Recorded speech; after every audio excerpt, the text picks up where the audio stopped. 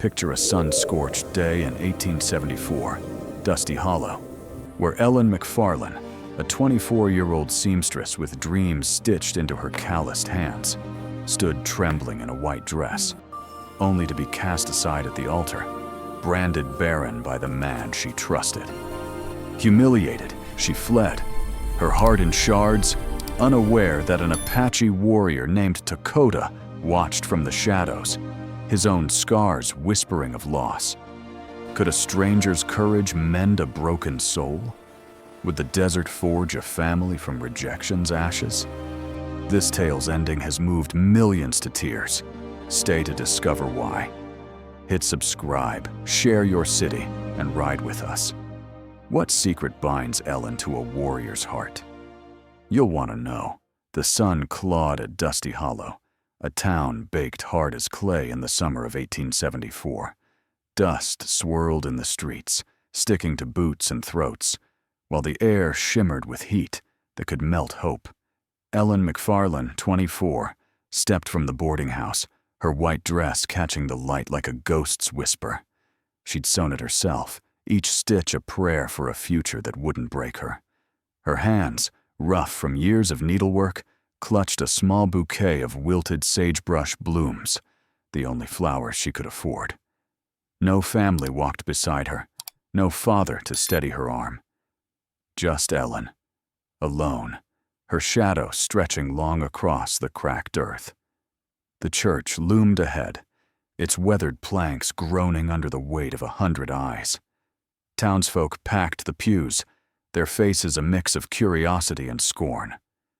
Dusty Hollow didn't take kindly to outsiders, especially a woman with no kin, no dowry, only a promise to marry John Harper, the rancher whose cattle outnumbered the town's souls. Ellen's heart thumped, not with love, but with the raw need to belong somewhere, anywhere. John had offered a roof, a table with food, a life where she wouldn't wake each dawn proving her worth. It was enough. It had to be. Inside, the air was thick with sweat and judgment. Ellen walked the aisle, her boots scuffing the floorboards, feeling every stare like a pinprick. Women in faded calico whispered behind their hands, their eyes slicing her apart. Forastera. Beggar. Desperate. Men leered, weighing her like livestock at auction. She kept her chin high, not from pride, but survival. Dusty Hollow was a wolf, and showing weakness meant being devoured. At the altar, John stood, his face shadowed under a wide-brimmed hat, his shoulders stiff as if bracing for a storm. The preacher, a wiry man with a voice like gravel, began the vows, but his words blurred in Ellen's ears. Then John turned, his eyes cold as river stones. "I can't," he said, loud enough for the rafters to catch it. The church went silent, the kind of quiet that chokes. "She's barren. Useless for a wife." His voice cut like a blade, each word a public execution. Gasps rippled through the crowd, followed by murmurs that grew into a venomous hum. Ellen froze, her bouquet slipping to the floor, sagebrush scattering like ashes. Barren. The accusation wasn't just a lie. It was a brand, one that marked her worthless in a town where a woman's value hung on her womb. She searched John's face for a flicker of shame, but found only a coward's resolve. The preacher stammered, useless. No one spoke for her, not the women who'd gossiped, not the men who'd ogled, not even the children peering from the back. The weight of their silence crushed her, heavier than the heat outside. Her chest tightened, breath shallow, as if the church walls were closing in. She wanted to scream, to call John a liar, but her voice betrayed her, trapped in her throat. All she could do was feel the sting of tears she refused to let fall. The murmurs swelled, cruel laughter mixing with pitying clucks. "Poor thing," a woman muttered, her tone dripping with false sympathy. "No man'll want her now," a man snorted, his voice rough as gravel. Ellen's legs moved before her mind caught up, carrying her back down the aisle, past the sea of faces that blurred into a single, sneering mask. The church doors slammed behind her, the sound echoing like a gunshot. Outside, the sun blinded her, but she didn't stop. She ran, dust clouding around her, the white dress now streaked with red earth, a flag of her disgrace. She stumbled onto the road out of town, her lungs burning, her heart a raw wound. Dusty Hollow's judgment clung to her like burrs, each step a reminder of her failure. She had no destination, no plan, only the need to outrun the word barren, to escape the town that had chewed her up and spat her out. The horizon stretched endlessly, a cruel promise of nothing. Somewhere, unseen, a pair of dark eyes watched from the sagebrush, belonging to a man who knew the taste of being cast aside. Dakota, an Apache warrior, had seen it all. The betrayal, the cruelty, the town's hunger for blood. His hand rested on the hilt of his knife, his silence heavier than the desert itself. What would a warrior do for a stranger? Could a woman with nothing find a home in a world that had none for her? The answers lay beyond the dust, where the road vanished into the heat. The desert swallowed Ellen McFarland's footsteps, her white dress now a tattered shroud streaked with red dust. The road out of Dusty Hollow stretched like a scar across the sagebrush, leading nowhere but away. Her chest ached, not just from running, but from the weight of a word, barren, that clung to her like a curse. As the sun dipped low, painting the sky in blood and gold, a shadow moved among the yucca. Dakota, the Apache warrior, stepped onto the path, his presence as solid as the mesas looming in the distance. His eyes, dark as a moonless night, held no pity, only recognition of a pain he'd carried too long. Ellen froze, her breath catching. The man before her was tall, his frame lean but coiled, like a panther ready to spring. A long knife hung at his belt, its handle worn smooth by years of use. His hair, black as raven feathers, was tied back, revealing a face carved by sun and sorrow. She'd heard whispers in Dusty Hollow of an Apache who haunted the trails, a ghost of a man who'd lost his tribe to settlers' bullets. Fear prickled her skin, but his gaze didn't waver, and he made no move to harm her. Instead, he pointed to the horizon, where dust clouds rose, sharp against the fading light. "Riders," Dakota said, his voice low, like gravel underfoot. "Not friends." Ellen turned, her heart lurching. 3 figures on horseback galloped closer, their laughter cutting through the dusk. Mercenaries, the kind who preyed on the lost and lonely. She clutched her satchel, its contents meager, but all she had left. Before she could speak, hooves thundered, and the men circled her, their faces scarred and grinning like coyotes. "Lost your groom, sweetheart?" one taunted, his breath sour with whiskey. "We'll keep you company." Dakota moved faster than a rattlesnake's strike. One moment, he stood still. The next, he was between Ellen and the riders, his knife flashing in the twilight. The lead mercenary swung a pistol, but Dakota dodged, grabbing the man's arm and yanking him from the saddle. The horse screamed, rearing, as the other 2 charged. Dakota fought with a quiet fury, his movements precise, each blow landing like a hammer on iron. A fist cracked against a jaw, a boot sent a man sprawling into the dirt. The third rider, cursing, aimed his gun, but Ellen, acting on instinct, hurled a rock, catching his wrist. The shot went wild, and Dakota finished him with a swift tackle, pinning him to the ground. The fight ended as quickly as it began. The mercenaries, bruised and groaning, scrambled to their horses and fled, tails tucked like whipped dogs. Dakota sheathed his knife, his breathing steady, as if he'd done nothing more than chop wood. Ellen stared, her hands trembling, the rock still clenched in her fist. "Why?" she asked, her voice raw. "You don't know me." Dakota's eyes met hers, unreadable but heavy. I know enough. No one deserves to be hunted. He gestured to the road, now empty, but for the settling dust. Dusty Hollow won't take you back. Come with me. There's a place you can rest. Ellen hesitated, her instincts warring. Trust a stranger? An Apache, no less, in a land where his kind were feared as devils? But the town's betrayal burned fresh, and the road offered only death. She nodded, clutching her satchel tighter. They walked in silence, the desert cooling as stars pricked the sky.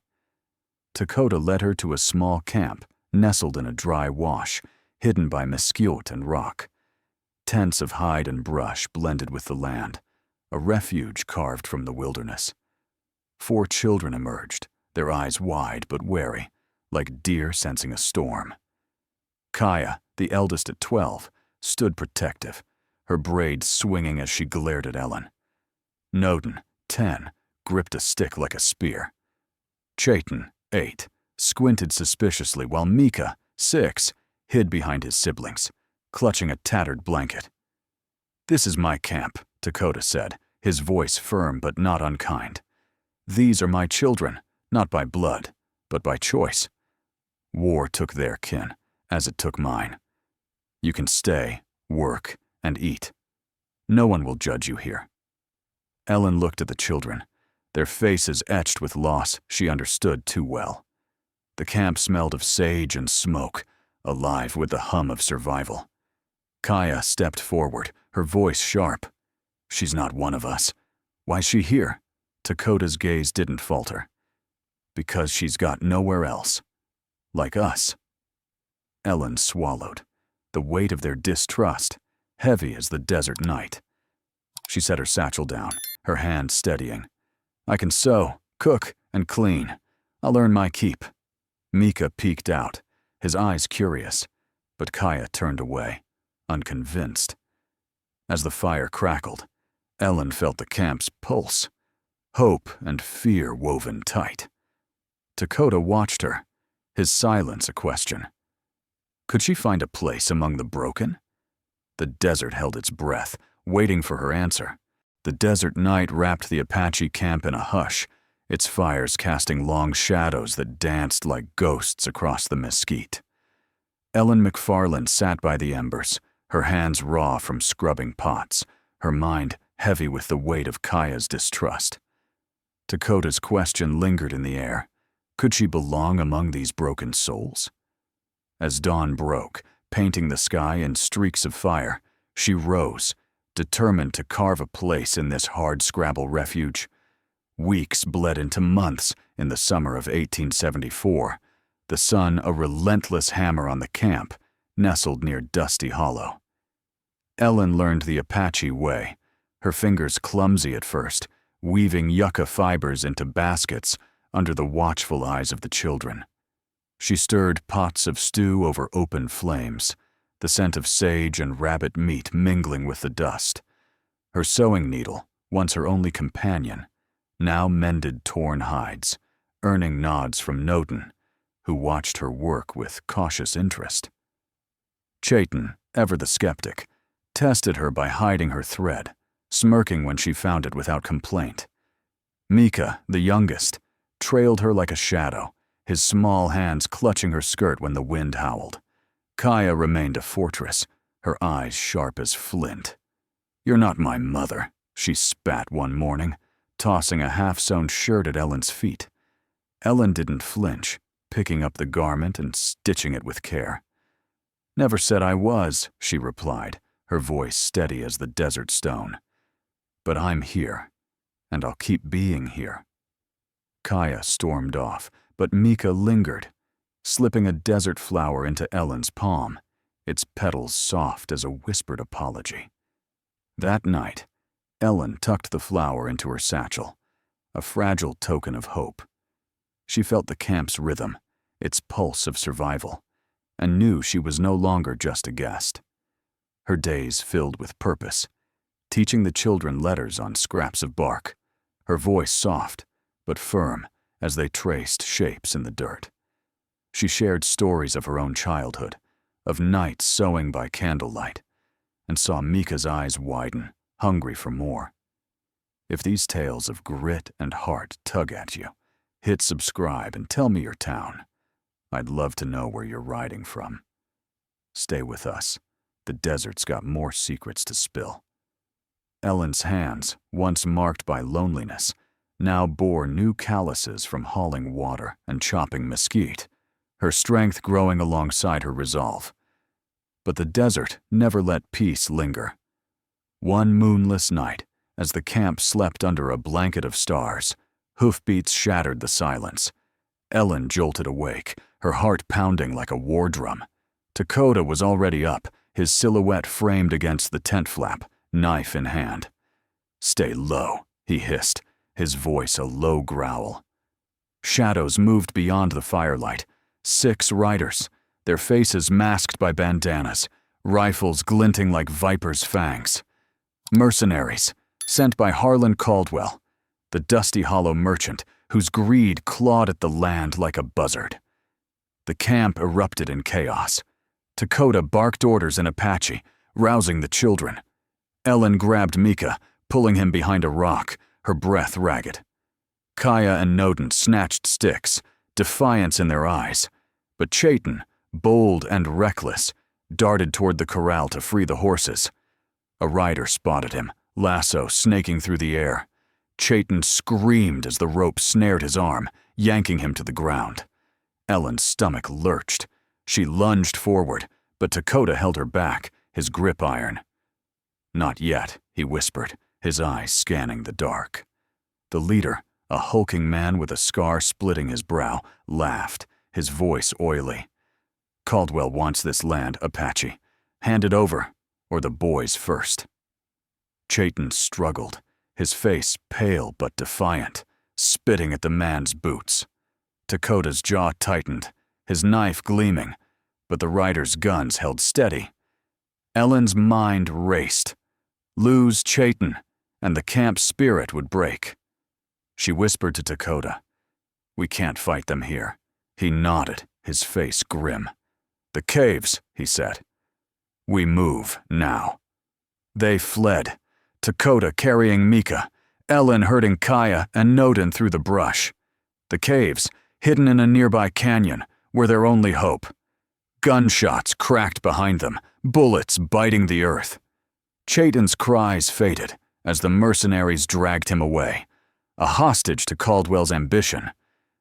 In the cave's damp darkness, Ellen clutched Mika, his sobs muffled against her chest. Kaya's eyes burned with rage, not at Ellen, but at the world that kept taking. Dakota scouted the entrance, his silhouette a sentinel against the night. The camp lay in ruins, tents smoldering, their fragile peace torched. Ellen felt the weight of failure, but Dakota's voice cut through. "We get him back," he said, his words a vow etched in stone. The desert watched, its silence a challenge. Could they save one of their own? Or would Caldwell's greed bury them all? The cave's damp chill seeped into Ellen McFarland's bones, the darkness swallowing Dakota's vow to save Chayton like smoke in a storm. Outside, the desert held its breath, the night thick with the threat of Harlan Caldwell's mercenaries. As the first frost of late 1874 dusted the canyon, Ellen clutched Mika tighter, his small frame trembling against her. Kaya's eyes, sharp with fury, cut through the gloom, blaming the world for stealing another piece of their fragile family. Dakota stood at the cave's mouth, his silhouette ablaze against the starlight, but even his strength felt brittle against the odds. Dawn broke, gray and merciless, revealing the smoldering ruins of the Apache camp. Tents lay in ashes, the corral empty, the air heavy with the scent of charred hide. Ellen's heart sank. Months of building trust with the children, of weaving herself into their lives, now seemed futile. Kaya's voice, raw as a fresh wound, broke the silence. "This is your fault," she hissed, her braids swinging like a whip. "You brought Caldwell's dogs here." Ellen's throat tightened, the accusation stinging worse than the cold. She wanted to argue, to point to the merchant's greed, but doubt gnawed at her. Had her presence cursed them? Dakota returned from scouting, his face grim, a fresh cut oozing above his brow. "They've taken Chayton to the old mine, Caldwell's hideout," he said, his voice steady but strained.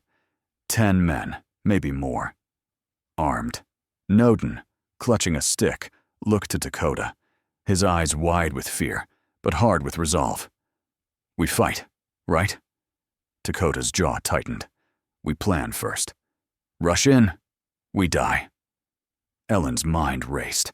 The mine was a maze of tunnels, a death trap. Losing Chayton would break the children, but a reckless attack could lose them all. They moved under the cover of dusk, the desert a sea of shadows. Dakota led them to a ridge overlooking the mine, its entrance a black maw framed by rotting timbers. Lanterns flickered below, mercenaries pacing like wolves. Chayton's small figure was tied near a fire, his face bruised but defiant, spitting at a guard who laughed. Ellen's fists clenched, her fear giving way to a fire she hadn't known she possessed. "We can't wait," she whispered. Dakota nodded, sketching a plan in the dirt. Flank the guards, use the dark, free Chayton before dawn. The plan unraveled fast. Dakota and Noden crept toward the camp, shadows among shadows, while Ellen and Kaya watched from the ridge, Mika hidden behind a boulder. A twig snapped under Noden's foot, and a guard's shout split the night. Gunfire erupted, bullets kicking up dust as Dakota tackled a mercenary, his knife flashing. But more men poured from the mine, their rifles spitting fire. Dakota took a bullet to the shoulder, blood soaking his shirt, and fell behind a crate. Noden froze, pinned by gunfire, his stick useless. Ellen's heart pounded. She couldn't lose them. "Stay with Mika," she told Kaya, ignoring the girl's protest. She scrambled down the ridge, grabbing a fallen rifle, its weight foreign in her seamstress hands. Dakota had taught her to shoot, but theory was nothing against the chaos of battle. A mercenary loomed, his grin yellow in the firelight. Ellen fired, the recoil jarring her bones, and the man dropped, clutching his leg. She reached Dakota, dragging him to cover, his breath ragged. "Go back," he growled, but she shook her head, her eyes locked on Chayton. Kaya's scream pierced the air. Ellen turned to see her wrestling a guard, her small frame no match for his bulk. Mika, terrified, threw rocks, his aim wild. Ellen's resolve cracked. Too many enemies. Too few of them. The mercenaries closed in, their leader barking orders to finish the job. Dakota, bleeding and weak, tried to stand, his knife shaking in his hand. Ellen's vision blurred with panic. They were outgunned, outnumbered, and Chayton's fate hung by a thread. She whispered to Dakota, "I should have stayed in Dusty Hollow," her voice breaking, the weight of failure crushing her. But Mika's small hand gripped hers, his eyes fierce despite his fear. "You're here," he said, his voice a spark in the dark. Ellen looked at him, then at Kaya, still fighting, and Dakota, refusing to yield.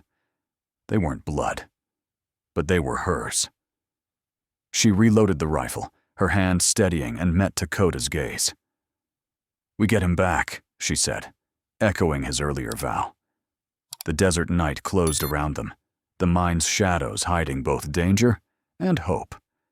Could a seamstress and a wounded warrior turn the tide, or would the darkness claim them all?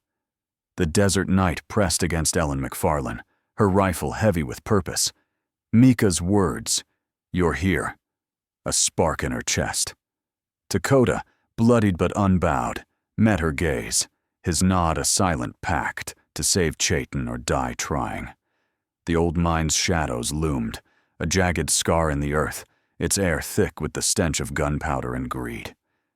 As the first light of 1875 crept over the horizon, painting the canyon in iron and gold, Ellen steeled herself. The fight wasn't just for a boy. It was for the family she'd chosen, the home she'd claimed. Dakota, his shoulder wrapped in torn cloth, whispered a plan. We use their arrogance. Draw them out. Ellen nodded, her seamstress hand steady on the rifle. She and Kaya would set traps, tripwires of yucca fiber, pits hidden under brush, while Noden and Mika lured the mercenaries into chaos. Dakota would strike from the flank, a ghost in the dawn. The children moved with purpose, their fear forged into resolve. Kaya, her earlier rage now focused, tied knots with fierce precision, muttering, "For Chaitin." Noden scattered pebbles to mark safe paths, his eyes bright with defiance. Mika, clutching a sling, practiced his aim, each stone a promise. The mercenaries, drunk on confidence, patrolled carelessly, their laughter grating against the silence. Ellen crouched behind a boulder, her heart a war drum. Noden darted into view, shouting insults, his stick raised like a lance. A guard lunged, tripping over a wire, his scream cut short as he fell into a shallow pit, ankle twisting. Chaos erupted. Men shouted. Rifles swung wildly. Mika's stones flew, one cracking a mercenary's brow, sending him sprawling. Dakota struck, his knife a blur, felling 2 men before they could aim. Ellen fired, her shot grazing a guard's arm, forcing him to drop his gun. But the leader, Scarface, was no fool. He bellowed orders, rallying his men, his pistol trained on Chaitin, still bound by the fire. "Surrender, Apache, or the boy's brains paint the dirt." Dakota froze, his knife poised, blood dripping from his wound. Ellen's breath caught. Lose Chaitin, and they'd lose everything. She whispered to Kaya, "Cover me." Before the girl could protest, Ellen sprinted forward, weaving through gunfire, her dress snagging on thorns. She reached Chaitin, cutting his ropes with a stolen knife, but Scarface grabbed her, his arm a vice around her throat. "You're Caldwell's problem," he snarled, his breath hot with whiskey. Ellen stomped his boot, twisting free, but his fist caught her jaw, stars bursting in her vision. Dakota roared, charging, only to take another bullet, this one to the thigh. He fell, his knife skittering across the dirt. The mercenaries closed in, their grins feral, victory in their eyes. Ellen, dazed, saw Chaitin scramble for a rock, his small hands shaking. Kaya and Noden fought, but the odds were crushing, 10 against 5, and Dakota was down. Then hoofbeats thundered, a sound like judgment. From the canyon's rim, a dozen Apache riders from a neighboring band charged, their war cries splitting the dawn. Dakota had aided them years ago, and now they repaid the debt. Bows twanged, arrows finding throats, while horses trampled the mercenaries' line. Scarface cursed, firing wildly, but an arrow pierced his chest, and he fell, eyes wide with shock. Ellen grabbed Chaitin, shielding him as the tide turned. The surviving mercenaries fled, their screams fading into the dust. Dakota staggered to his feet, leaning on Noden, his face pale but fierce. Ellen checked Chaitin, bruised, shaken, but alive. Kaya hugged her brother, tears cutting tracks through the dirt on her face. Mika ran to Ellen, his arms wrapping around her waist. The Apache riders nodded to Dakota, their leader murmuring thanks before vanishing into the haze. The mine was silent, its shadows broken by the rising sun. Word of the fight reached Dusty Hollow, carried by a trader who'd seen the rout. Caldwell's name, tied to the mercenaries, became poison. Townsfolk, tired of his greed, shunned his store, their whispers turning to demands for justice. Ellen and Dakota rebuilt the camp, their hands joined by the children's. One evening, under a sky ablaze with stars, they stood on a hill, the desert stretching endlessly before them. Chaitin, his arm bandaged, grinned at Ellen. "You're tough," he said. Kaya, softer now, called her sister. Mika held her hand, his trust a quiet gift. Dakota's voice, low as the wind, broke the silence. You chose us? Ellen smiled, her heart full. And you chose me. The desert, once cruel, now cradled their family, forged not by blood, but by battles shared and promises kept. They'd built something unbreakable, a home no greed could touch. What a journey through dusty hollows, dust and heart. Did Ellen's choice to fight for her chosen family resonate with you? Share your thoughts below. I'm eager to hear what moved you most. Gratitude to you all for riding this trail with me. Your presence makes these stories come alive. Until we meet again under the desert stars, keep seeking the courage to build your own unbreakable bonds. Want more tales of grit and heart? Let me know what you'd love to hear next.